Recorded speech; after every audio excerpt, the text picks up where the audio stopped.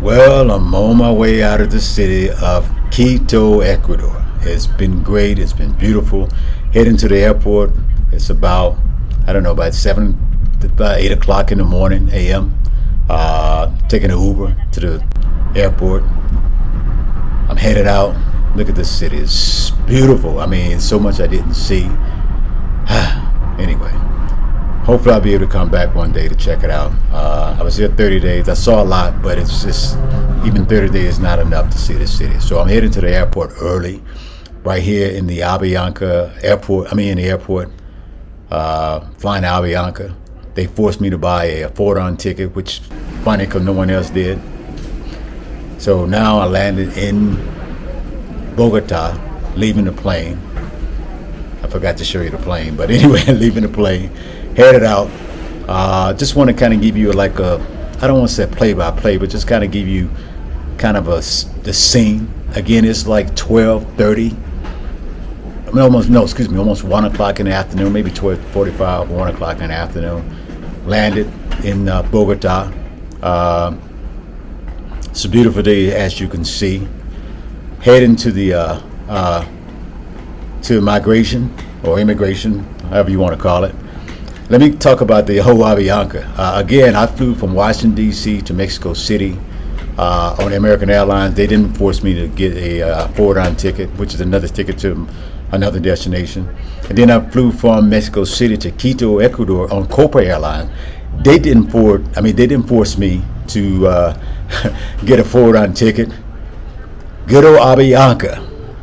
I guess somebody got to make money somewhere. I guess it's always on the books, but it seems like it's up to the airline to enforce the whole thing of getting a forward-on ticket. And they pretty much held me hostage because they were not going to let me fly without buying another ticket. And it took them forever. So, word of advice, always arrive at the airport early. Always arrive at the airport early. This is always my mantra because I always think anything can happen. But I'm always thinking about things can happen getting there, not necessarily once you're there. But it took them forever just to issue me another ticket. I had to go from one person to one person who understood the whole thing. It was a mess. But anyway, now I'm here heading to migration. Look at there. It's hardly no one here. It's amazing. International airport, and it's almost like it's empty. This is migration. Now keep in mind, if you haven't filled out that form online, the migration form, please do it. I think you can do it there, but it doesn't seem like they give you an opportunity. So I think you're supposed to do it before you leave. Always fill out that online migration form because it'll make your process so much smoother. I was expecting the worst, because I've been to Colombia before and it seemed like just kind of semi-stressful, you know what I mean? But anyway, I'm going through the line, expecting to be there a long time, to be over-questioned and so on and so forth. And surprisingly, it went kind of smooth. I was shocked, actually. I'm actually going to pick back up once I go through that. See, it was actually quick. I was surprised. You would think it would be longer.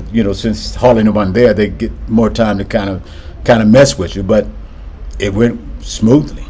Again, look how empty that place is. Obviously, once you get through migration, you head in past, obviously, good old duty free right here. You're going to pass duty free. And the next thing to do is pick up your luggage. Now, there's a person right here want to make sure to kind of help you out, to point you in the right direction. That's why I kind of stopped right here. This lady right here to let me know that, if you're doing a connecting flight, she's going to guide you. Or if you're going to, to pick up luggage, she'll tell you where to go. So there's just a helper to kind of tell you what to do next, especially if you have a connecting flight. Going downstairs, obviously, the next thing I'm going to do is pick up luggage. You can pick up your luggage first before you actually go through actual custom. Obviously, just like any airport, you got to go through duty free in case you want some more stuff, you know what I mean? It's always empty, but I guess they make money because I guess people always stop and buy something. But I always just see it empty when I go through any duty free, even when I went through Ecuador, Quito. So look how empty. It seemed like we must have been the only plane to land at 12:45 or 12:30 or something. It seemed like there was no one there. Just no one there. So it was just like one turnstile, or one, I guess, what they call it, the baggage stall to pick up your baggage. Look, no one's there. So again, just kind of walk with me. Want to show you that.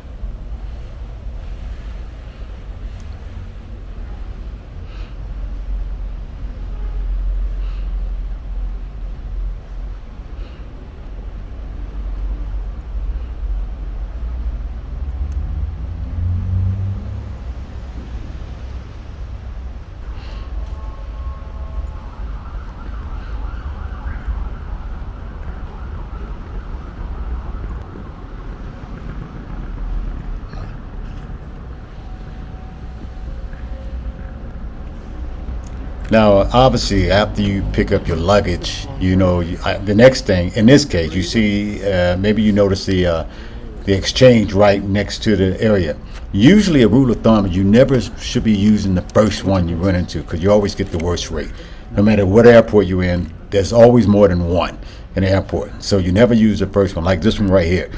You always get the worst rate. But unless you're just in a hurry, or maybe you're going to get a few dollars, then maybe it may not be so bad. In this case, I'm actually using the ATM, which is right next to it. There's only one, but there's 4 more outside the airport. Outside that area. So I don't know if the rate is much worse or better. I'm only getting a few dollars just to kind of make sure I have some money. I plan on getting more money later. So anyway, I got my money. Obviously, you got to put your bags through again, so I guess they want to make sure that you don't have anything in there. So you still have to put your bag through the x-ray. So as you can see from this point, that's what I did. I just put my bag through the x-ray, and now I'm headed. You're going to run to one more person, or one more group of people. That's actual customer. They're going to ask you if you have, how much money do you have on you? I just told them less than $1,000, which I have much less than that, but I knew 10,000 was probably over the limit. So I got through that part, and now I'm headed basically to ground transportation. See, this is one right here. There's a couple more places to get exchanges. Your money exchange, if you want to do it there. There's one right there. I'm headed to ground transportation. I'm either going to take, at this point, my mind was just plan on taking a taxi. I wasn't going to mess around. I said, I'm just going to take a taxi and be done with it. And as I was walking out, Avianca didn't feed us, even a snack. So I'm hungry. And I said, before I go outside to ground transportation, let me go get something to eat. So I'm headed, I noticed a Subway. As you look to the right, that's the area where the ground transportation, the taxi, buses, or whatever. So, but I'm actually headed to Subway to get something to eat. Again, my mind set on just taking a taxi. But as I pass Subway, I'm going to show you another location to get the money exchange. So I think they may offer a better rate. I didn't, but you also see 4 more ATMs right there next to the exchange right there. See right there? That's 4 more ATMs. The rates might be better. I don't know. I only tried one ATM, so you have to make that decision. But again, I'm headed to Subway. And while I was at Subway, I decided to check the rates, and see if Uber, because again, Uber, I wasn't thinking Uber as an option, because I've heard mixed things about Uber, whether or not it's available, it's not available. So I figured I didn't want to just go through the whole process. I just thought it wasn't as simple, whatever. So while I'm at Subway, I sit there, decide to get something to eat, and sit there and eat. I went ahead and checked Uber. And I noticed the rate. I said, okay, Uber is here. You know what I mean? And actually, this is a few minutes away. So I said, okay, as soon as I eat, I am going to take an Uber and see what happens. So again, about to go through Subway here. I'm actually just doing a look around. I mean, again, I'm kind of early, because my check-in for my Airbnb, I still got an hour to play with. You know what I mean? So it's not like I'm in a hurry to get there, because I may not be able to get in immediately after I get there. So I didn't want to kind of rush the process. So I had a little time to play with before I was supposed to check in for my Airbnb. Again, I'm taking Subway. So I'm just kind of showing you what I'm doing, just in case you decide to get in. My total bill for a combo about 17,000. 17 mil, which is pretty much like I guess about $5. I guess less than $5. I think I put the right amount. Again, I already decided I'm going to take an Uber. Went ahead and ordered the Uber, and I waited across the street. But as you can see, the taxi out there waiting. But I waited on the third row, not knowing what to expect. I'm assuming this is where they're coming. So as I was waiting, thinking, I said, okay, this seemed logical, because the first row is for taxi, this middle row seemed like for buses, and the third row must be for drop off or pick up from regular, people, and maybe Uber. So I've already called the Uber. I'm waiting, and kind of out of nowhere, I got this call, and from Uber. I said, okay, maybe there's something going on. There's always, some type of conflict between Uber and the taxi. So I figured maybe he want me to wait at a certain location. So I said, okay. So I'm talking to the Uber guy. And again, between my broken Spanish, the few words I know, and a few words of English he knows, we were able to kind of like get our dialogue across. But he was trying to let me know, to find out who I was, because obviously I don't know what he looks like, and he doesn't know what I look like. So he's trying to figure out where I'm at, and I'm telling him I'm right here near this parking spot, right across the street. And then all this time he was standing there trying to get my attention. Once he realized who I was and that's when things just like, okay. I mean, as you can see right here, I'm not really going to kind of share the dialogues too much, but you can see I'm still waiting for him. And again, there's still a language issue between both of us of what he's trying to say and what he's trying to do. And look, as you can see, at some point I'm going to show you him calling me. Once we realize who I am, there you go right there. And he calls me, and I walk across the street. Now, this is weird. I don't know if you would want to do this. Again, this is daytime, so I said, okay, it's strange. I knew a little bit about the whole internal conflict between taxi, so I knew something was up, and maybe this was the best way for him to reach me. So we sit there, we greet each other, and now he's taking me to his car. And again, not knowing the full explanation, I'm assuming it's a conflict between, Uber and the taxi. But once I really got into the, discussing when it's really a conflict between Uber and the police, he said it's illegal. Now, I was told it's not illegal. So again, I'm not sure what's going on.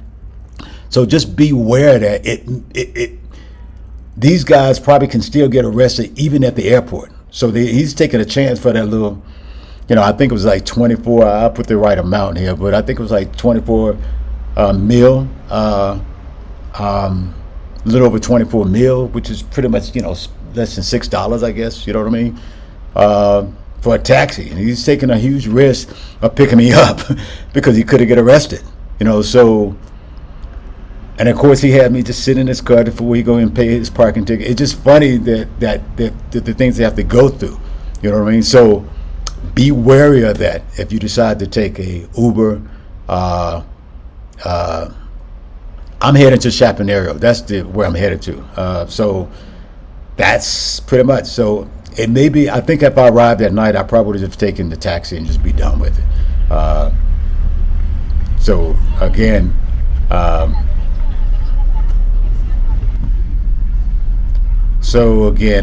heading to Chapinero. Obviously, the next video that I put out, I will probably kind of give you my first day impression, Again, this without me really touring the city, just my first impression from arriving to Chapinero, to the area where I'm at, and give you some background images of what's going on. So that will probably be the next video. So again, Hopefully you enjoyed this, give you some insight on how to arrive into the city. Until the next video, don't forget to subscribe, like, comment. I will definitely be sharing a lot more of Bogota. I'll be here for a while, so see you on the next one.